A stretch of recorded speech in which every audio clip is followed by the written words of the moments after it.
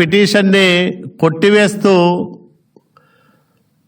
సర్వోన్నత న్యాయస్థానం చేసిన వ్యాఖ్యలు గమనిస్తే జగన్మోహన్ రెడ్డి దురుద్దేశాలు, అధికార దుర్వినియోగం, రాజకీయ కక్ష సాధింపులు స్పష్టంగా అర్థమవుతాయి.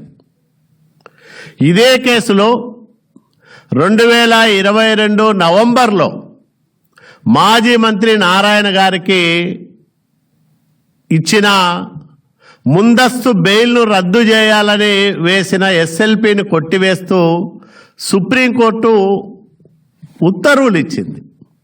అంటే ఒక కేసులో ప్రభుత్వం ముద్దాయిలుగా పేర్కొన్న వ్యక్తుల్లో ఒకరికి ముందస్తు బెయిల్ వచ్చింది. ఆ బెయిల్ను రద్దు చేయాలని ఆంధ్రప్రదేశ్ ప్రభుత్వం సర్వోన్నత న్యాయస్థానాన్ని అభ్యర్థించగా దాన్ని తిరస్కరించింది. అట్లాంటిదే మళ్ళా సహనిందితుడిగా ఉన్న చంద్రబాబు నాయుడు గారి ముందస్తు బెయిల్ను కూడా రద్దు చేయాలని ప్రభుత్వం సుప్రీంకోర్టులో మెట్లెక్కింది.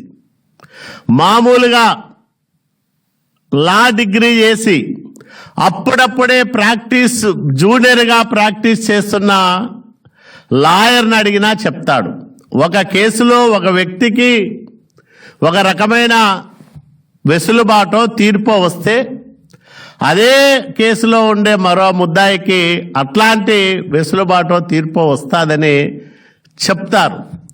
మరి ఇంత పెద్ద పెద్ద న్యాయ నిపుణులు సలహాలు తీసుకునే ప్రభుత్వం కోట్ల రూపాయలు కేసుల కోసం ఖర్చు పెడుతున్న ప్రభుత్వం కనీస ఇంగిత జ్ఞానం లేకుండా కేవలం ఒక వారం రోజులు 3 రోజులు ఈ అంశాలపైన ప్రజల్లో చర్చ చేయాలా